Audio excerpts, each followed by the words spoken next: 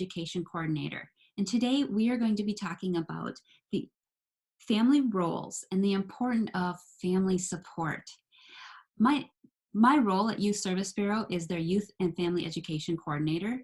And our mission at Youth Service Bureau is helping youth and families learn the skills they need to be successful at home, which we're spending a lot of time at home, in school, and throughout the community.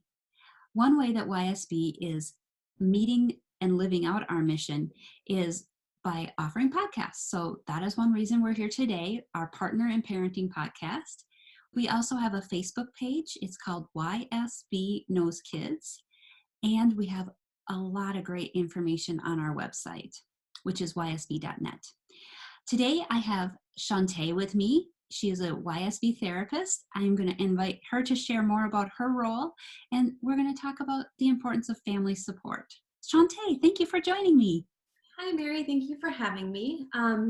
As Mary mentioned, my name is Chaunte. I'm a youth and family therapist at the Cottage Grove location for Youth Service Bureau. And so, I'm excited to be here today to talk about how each family member can play a role in supporting each other during this time. Yeah. And always. Oh, most definitely, always, right? And thanks. It's what an important topic. We're living on top of each other right now. And even if we didn't have this virus, it's still the opportunity. I think we're going to learn some life skills through this. And I'm excited to jump in and have our conversation. So Chaunte, tell me a little bit about what you see as a way to do family support. Sure. The first thing to really do to support each other during this time is to have some conversation about what's going on and what each person in the family needs from each other and the support that they need.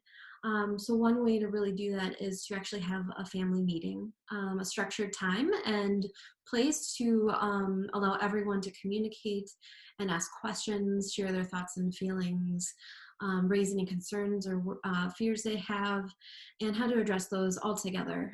It's not about the adversity we have as much as how we're actually responding to that adversity. So if we can come together and work through this and really be a strong force, kind of as a team, we're going to be able to conquer a lot of this and be really resilient. Such an important word right now, isn't it? Being resilient. So Chaunte, can you guide me? Because thank you. It is so important to have family conversations and know how I can best support my children, or any of us can support our children. Can you give us some ideas of how to have that conversation? Absolutely. So one great thing to do is identify how often you're wanting to have a family meeting. So some families really have a family meeting once a week. Others, it might be every other week, and some might just need a once a month. And I think it's important to identify that families look different for everyone. And so that might be including a family of grandparents involved who are also going to be in these meetings. You might be co-parenting, and so you still want maybe the voice of that other parent within those meetings. Maybe it's not every meeting, but once in a while, just to have those family discussions and having everyone's voice heard. So there's a lot of ways to do that, and I think we're all really learning new opportunities to have involvement through teletherapy, or through webcams and different resources like that, to be able to have those other family members that even might not be living in the house, but are still a support. So how can we still stay emotionally connected in a time when we have to be physically disconnected? So we want to identify those times to be able to do that. We want to be mindful of the people we want involved in those meetings. And every person in the family meeting is going to have a role. So somebody might be the note taker. For littler kids, they might be the ones doing a timer. We might have someone who has, from the previous meeting, we wanted to follow up on something. Maybe someone reads the notes from the last meeting or is talking about the agenda. So one idea that is helpful is you can actually have a piece of paper on the fridge, let's say, and everyone during the week might put on a topic that they want to make sure that they want to discuss that on that day. Let's say it's on Friday nights or something. So then maybe there's that person's role is reading off what was written on the refrigerator and saying, we really want to make sure that we have time to talk about these 4 items this week and who wrote those down. So everyone's going to have a role. And then you're going to take time to respectfully listen. Mhm. So you're going to also identify as a family what your rules of that family meeting are going to be. So maybe there's no crosstalk, no interruptions, no foul language. Maybe it's a rule that if you are getting upset, that we take a timeout and then come back together. And so just know, everyone knows their family is the best, and identifying what they can foresee as maybe some conflicts that can come up and how to effectively manage those during that time. But this is really about a time to listen to each other and ask for support from each other. So this isn't necessarily the time that we're going to hash out really big things. But let's say it could be a time that we can develop that once we have the skills or the practice to really manage it. So yeah, so we listen to each other. People have an opportunity to ask questions. This can also be really a time to address like business things, like the chore charts. Maybe your family decides that everyone's going to rotate who does trash, or who does the bathrooms, because they don't always like to always be the one stuck with the bathroom job when somebody else gets to just pick up the living room. So maybe you identify those kinds of things. This would be a great opportunity to have family members identify like what meals they want to do this week, and how can they each be involved in that. Do they want to be the one to pick the recipe and help cook it? All of those kinds of aspects of just the week ahead. Um, and also what are things popping up that people either want to do or that they foresee that they're going to struggle with and what they're going to need help with. So maybe one of your kids is having a big project coming up and they're needing help on that, or they're struggling, or they're really anxious about it. And so maybe the family takes time at that point to come together and figure out how can we best support you and what things do you need so you can be most successful. Um, Okay, just before you move on, I hear two things. One, everyone's voice is valued. I yes. love that you called that out. Thank you. Everyone has an important part in our family, and your voice is important. And I just want to add one more thing when you said the importance of listening. I've learned this from therapists like yourself. We're going to listen to understand, not listen to respond. Absolutely. And that, I mean, I think we're so quick to maybe what's happening is a concern, it's a problem, and we're going to fix it versus, well, tell me more about that. How is that making you feel? Have you thought about what do you need? How can I support you in this? I just love that. Listen to understand, not respond. So thank you. I had to interject. Thank you. And absolutely right. And one way I actually help families practice listening, because it can be really challenging, is actually having something like a talking stick. So you can actually use a pen, stuffed. Maybe that's one of the jobs of one of the kids. They pick the talking stick if they're younger. That's their role, to help pass the talking stick back and forth. But it could be a stuffed animal. It could be a banana. Like whatever you choose in that moment to signify whoever's holding that object is the one talking and everyone else is listening. Thank you. Um, Mhm. so yeah, so we would take time to work those things out, address those things. And the really fun part about family meetings is that at the end of it, there's going to be a fun activity to bring that family together. So that way, if things were discussed that were a little bit conflictual, or maybe a child wanted something and the parent is saying absolutely not, there's still an opportunity to connect as a family on an emotional level, that doesn't just leave off on um, hard feelings because something can't happen that you want to have happen, or right then when you want it to. So then you can figure out as a family like what kind of activity. So some families might say, hey, we're going to do this on Friday night, so then after the family meeting we're going to have a pizza night, or maybe we have a pizza competition, and whoever makes the coolest, the best tasting pizza, wins a prize or something. So you want to kind of end on a kind of a family note. Maybe it's game night that night. Sure. um, so again, it's really about a positive overall experience for everyone. This isn't, hopefully, I know some people have had really poor experiences with family meetings, but this is really going to be structured to be successful and having everyone leave feeling good, even if what they wanted didn't happen in that meeting. Like, I don't want to take out trash ever. And it's, well, you still have a responsibility in the home. Yeah. Yeah, and can what else could we call it? Because maybe that's part of the distraction or the barrier. Oh, family meeting. I mean, that to me almost means like, man, I'm in trouble if I'm a child, right? You know, and that's a great question. And I think that's the power of the beauty of family, right? So as a family, maybe they get to decide what they want to call it, what fits best in their house. Maybe it's just family night. And this is the beginning of that night, is kind of just having this part of this discussion or this meeting. But yeah, people, I think that's what's cool, because each family is unique and they get to make this what's best for them and works best. Awesome. Thank you. I just would hate to um, miss out on that family time if all of a sudden family meeting, well, I spent 10 hours in meetings today at work or whatever. You want to make sure we're embracing all. Yes, So, I would also like to say that the meeting, it's important to keep in mind how long that meeting is, because yeah. if it's too long, it might not go so well. So really trying to be brief with it and being mindful of how much time it really takes to really listen to everyone. But we don't want this something drawing out forever, and we don't want it to be so short that not everyone is heard. Sure. Great. So, all right, we've set our meeting, we have our plan, and now it's fun time. Can we talk a little bit about, or maybe it's even those agenda items that were gathered throughout the week? Let's unpack that family time a little more. Okay. So maybe during the meeting, when we're thinking about the following week coming up, when we're talking about meal planning and things, maybe we say we want to identify a specific family time that we're going to spend together. What could that look like?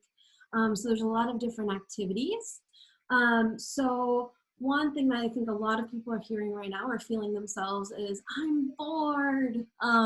So one thing that you can do as a precursor for the week to plan ahead, which is really important, just to make things go smoothly, is actually creating like a board jar. So in a jar or a box or a hat or whatever, on each maybe piece of paper you have, or if you have like popsicle sticks writing on there, are just different activities that a child can do, or you as yourself or as a parent, or you as a family, or however it's going to work for you. Um, then they just pull out a piece of paper and read on it, and they might say, go color for 15 minutes, or make up a play with your sibling, or something like that. So just have a lot of fun, different activities on there. And a list of different activities will be on our website as well. So you will have a link attached to this video that you can go find a list there of some activities. In terms of how to unpack like the different things that people identify, that list is going to be quite extensive, but it could be anywhere from, kind of pre COVID-19, it might have been a teen wanting to discuss changing their curfew time, right? That's something that they might want to talk about at a family meeting. And so again, how do you listen? And you might say, we aren't going to solve all of or give answers to everything today. That might be something that, I hear you, I hear the reasons why you want to extend your curfew, and then think on it. And then maybe that's something you follow up on the week after, or you follow up with a conversation one-on-one with that child later. So there might be some things that might not be necessary for all family members to be part of some of those bigger conversations, just because of age appropriateness or what have you. But still being able to hear out, like, and the great thing about this is that the child is learning how to advocate for themselves, how to describe their thoughts and feelings and their needs, how to really communicate those things effectively and in a calm, supportive environment. So those are all things that we want, those life skills like you were talking about at the beginning, Mary, that we want our children to have as they become adults. So even if we don't agree and don't maybe approve that curfew change, we are still empowering them, and that's so important for their self-esteem and our relationship as a parent and child. And then that also gives us time to really consider the things that they've had to say. That also shows your child that you're listening, and you're really maybe considering what they have to say, even if you don't end up going along with it. Or maybe you guys get to a place where you can negotiate or say, we'll try this and that, and if that doesn't go well, then the answer can be no, or you just kind of work it through. So I think those are some great things.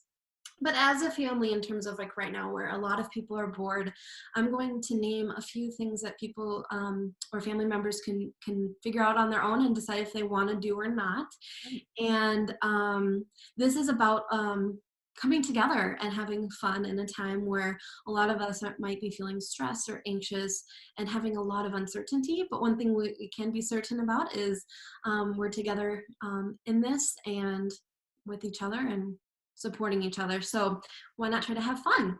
Exactly. So one example might be that you guys do a spirit week, and everyone in the family can pick different days of spirit week. So like in school, they might have like a silly hair day, a sports day, college day, pajama day, which might be every day right now. So maybe you do a business day where you dress up real fancy. So you just kind of, each family member can pick a day that they want to do to celebrate something pretty neat. Um, Scavenger hunts inside or outside, camping out, like creating tents or those kind of things in the living room, or having a picnic inside or having a picnic outside now that it's supposed to be getting nice. Doing scrapbooks, taking photos, maybe identifying some new recipes to either bake or cook, and then who does what in that, like who can chop up the ingredients, who can help pour the ingredients, that kind of thing. Maybe having a dance party night, game night, um, going on walks, and even finding rocks to paint. You can even write like affirmations on there, or just making them really fun. Um, and another thing I think is really important is identifying and doing things like random acts of kindness. So that's actually a part of our resiliency, is that we feel really good when we can do good for others. So what kind of ways can we do that? And as an example, maybe we are writing letters to loved ones that we can't see or that are far away. Even if we talk to them on FaceTime every day, um, how nice would it be to be able to, get your mail in a time like this and see a beautiful colored picture, or just somebody saying, hey, you know what, I'm thinking about you. And so I care so much, I'm just going to write this down so then you can smile when you check your mail, and it's not just bills you see. So finding a way just to put a smile on someone's face, it makes other people feel good, it makes us feel good, and it really, again, brings this togetherness that we really need in a time like now. Um, and let's see, having a gratitude themed day, really with focus on gratitude. Right now we aren't getting a lot of things we're used to, and so that can be frustrating, and it gets to be frustrating. We can absolutely be sad and mad and angry and scared. And it can be very helpful to think about the things that we can be grateful for, the things that we do have at as our resources, and the people in our lives that we're grateful to have, or the moments and memories we're able to create right now. Like, where's the silver lining in some of this? And that might be that we're having these family times. Maybe that is connecting on a way that we've never connected before. um, I and agree. something where if you're a family who has a loved one deployed, finding a way to recognize that and talk about it, and maybe making a deployment wall. Now, right now, a lot of families who aren't used to being separated from loved ones are also being separated. So people who are maybe essential workers, they're not living with the rest of the family right now. Maybe they're living in a different part of the home. I know that my husband is doing that right now as an essential employee, just to reduce risks. And so how can we still show love and emotional connection when we're physically apart? We don't want to lose that emotional connection, and that relationship doesn't have to end just because we're not physically interacting. Right. um, so a deployment wall can be like a clock on the wall, and if your loved one's in out of state or somewhere else in the world, putting the time that they are in, and then having a clock of our time zone here. um, Maybe a map of where they're at. And maybe like for those who are essential workers, maybe even doing a map of where our loved one is during the day. Like, okay, here's Hy-Vee, and then there's over where so and so is, right? So it just helps give a visual of like where people are at when we can't be that physically close. And even writing letters to the people that we're not close to in the home, as a surprise for them, or um, leaving it somewhere where they can get it. It's just a nice surprise to say, "Hey, I'm thinking about you, and we love you." So yeah, those are just some ideas to scratch the surface. Again, those things can be listed and put on our website. Yeah, thank you. And we also have on our website a boredom buster sheet that was created before. So we'll link both of those with what resource you put together. I have two thoughts. First off, thank you. Those are really fun ideas. And I love the gratitude. Um, Even a sticky note on a mirror. Yes. I woke up this morning smiling because I woke up thinking about you. I mean, truly, especially if it gets a little tense. I have teenagers in the home. Actually, I have an adult and a teenager, and they miss their friends, of Mhm. course. And just leaving that little affirmation is so, it feels good for all of us. We really do feel the importance of where we started, right? Family support, family values. Shante, I have a question though. Mhm.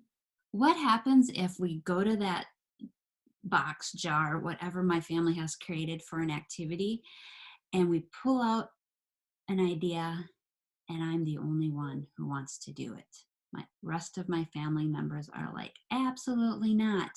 Can you give me some guidance of how we can support families who we might have just hit a bumpiness here? Yeah, well, I think it's a great opportunity to practice doing things that make other people happy, even though it's not our preferred thing. So maybe that's a great way to really talk about how we share our quality times together.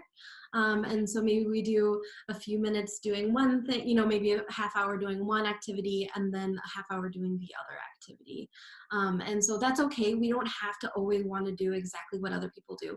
We're not going to be like that with our partners. Think about our relationship with our partners. It's not how, relationships, we're all human, we all are unique, and we're going to all like different things. So it's okay if that we have that disagreement, and how can we practice patience with each other and still trying something that we might not even like. Awesome. Again, I'm just going to say multiple life skills are being taught. I love when you talked about we're picking a recipe and everyone is learning different skills of how to chop a vegetable. I mean, how to do menu planning, how to do the grocery shopping. I mean, thank you. Those are great suggestions. Any additional advice for how we can support our families now and always? I don't feel this message is just for during this shelter in place time. I feel what we're talking about is fits anytime, any family. Mhm. Absolutely. I think one thing that's really important is always maintaining a sense of a routine. Oh, yeah. So what routines do is it really is actually helping us feel consistent and comfortable, and reduces our overall anxiety because we have that security in knowing what we can expect every day. And if you also think of being hangry, for example, hungry and angry, that's an example of why, even with making sure that we're having meals consistently, how it actually impacts like our overall well-being. So if you get really moody because you haven't eaten all day, it's a great idea to try to make sure we can be consistent. So if you're at home all the time with teenagers or younger kids, or each other, um, it's important that we're being consistent with our meals, but also our sleep time, because even if we're getting overly tired, that can be another way that our mood can impact ourselves but other people as well. So making sure that we have that routine. Another really important thing is that we're all preparing the night before for something. So thinking about, what do I need to do for myself for the day before? What do I maybe as a parent need to be doing to make sure that the day goes smooth for my family? And also teaching the children that skill too of thinking, tomorrow, what do I need for tomorrow to be successful? That's right, I need to do this, or maybe this is the outfit I want to wear tomorrow. So again, planning ahead can actually reduce a lot of anxiety. It can reduce a lot of uncertainty, and it just really helps the overall day feel organized. It makes you feel more confident. And then if everyone has chores, right? So everyone has a responsibility and a role in the home. And yes, those chores can change, but it is important that we're all feeling a part of the family, and that we all are responsible to each other in some kind of way. It actually brings us closer and connected, especially if we are all doing our responsibilities. And so for some, that might be really a little bit less challenging, and for others, it can be more challenging. And so, how can we as a family work together using healthy communication to support the other person in achieving those daily chore goals or those other responsibilities that they might have? And that's that time too, during that family meeting, we can work out the kinks, like what wasn't working to get these chores done this week, what can help, what changes might we need to make, or what accommodations might this person need. Yeah. um, I so I could hear some negotiation happening as well. yeah, Like my children could be negotiating, well, I don't like doing this, but I don't mind that. So can we swap and do some great support of each other as well? yes, absolutely. Yeah, so chores, preparing the night before, and then being just check in with each other. I talk a lot when I've done other presentations and things of, you know, at a certain age, I think we stop tucking our kids in, or connecting right before bed. But really, that's really this like prime time to get kids open up and talk and just and relax together. So really, even if it's part of that nighttime routine where you go knock on their door, say, "Hey, can I come in quick? I just want to, sit with you and just check in about how the day went." I know it's probably the same thing as yesterday, but just the the fact of us just saying, "Hey, I'm here," and the more we do that, we just show up in any way we can. So if we are a parent outside of the home, just showing up, checking in any way we can. And that might be just actually physically mailing something to the house. So just being there, I think, is just so important. Thank you for saying that, Chaunte. I teach a social media class, and I will guide parents to do that exact same thing. When your child walks in the room, put your device away. The time goes so fast that they live with us. We want to make sure that when we have the opportunity, we're one-on-one with them. We're engaging. I like to call it, we're loving the one we're with. This is my time with my child. A blessing in this for me is my college age child has moved home. And so we are all four living under the same roof, and it's challenging. It's challenging. They're doing school and work and life and missing their friends more than anything. But boy, it's so great to know that we're here for each other. We're here to support and listen and care, and thank you. And I think during this time too, as the adults, whether that be us as grandparents, parents, aunts and uncles, like whoever is involved, any kind of caregiver, we have a lot of responsibility. Some of us might be working still and having kids being home doing distance learning. Maybe we have even younger kids and there's no daycare available right now. There's just a lot going on, and we're working from home. And so this isn't just about us as a parent trying to support our family and our children. This can also be a time where children can learn the responsibilities that they have as a family member to help support you too in productive kind of ways. So for an example, maybe you are working from home and you're needing to be on a Zoom call or a meeting or taking a phone call. And so how do you talk to your kids and set some boundaries about when it's appropriate to come and get mom or dad or aunt, uncle, grandma, whoever you are, and talking about what that strategy might look like. And so maybe it is, if the door is closed and maybe you make a little sign, that's a time that you need to go to get another adult or another older sibling, unless it's an emergency, and you explain what emergencies are.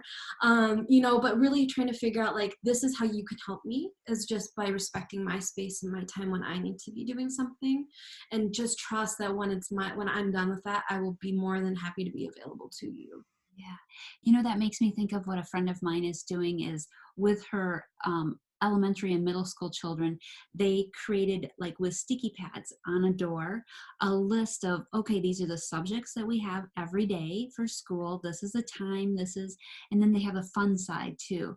So they will literally move their sticky note from to do to done, and then how they can constructively use their free time, because mom and dad are both working out of the home. And a seventh grader, he's probably fine to manage his own time. Everybody's child is different, and he knows, parents know what's best for their own children. But just having that visual to go, oh, well, when I finish math, I can move it here, and then I can read for 20 minutes, or I can FaceTime my buddies for 15 minutes, or whatever is in their own columns. I think it goes back to where we started, right? This was decided at a family time. This Mhm. wasn't just dictated at them. This was given as a family values. We want to hear your voice. Obviously, I'm the parent. I still have permission to say, no, you're not going to game for your 8-hour school day. You're going to do school. Because that's our parental role too. But that's a fun idea. So And that's another actually like great life skill is your child is learning how to regulate their time between that balance between really being constructive or really being mindful and doing something productive like in terms of like schoolwork or chores or whatever, and balancing that fun time or my free time or me to decompress a little bit so then I can actually get some more energy to go do the other stuff I'm responsible for. So I really like that idea of being able to figure out how can I have both that balance of, free time, relaxation, kind of energizing ourselves, and then also being really, really productive or, structured in things. perfect. Oh, this has been excellent. I love the full circle we just made. We started with the importance of supporting family with all your great suggestions. And I love that we're going to put these on, that'll be right here with this podcast as well.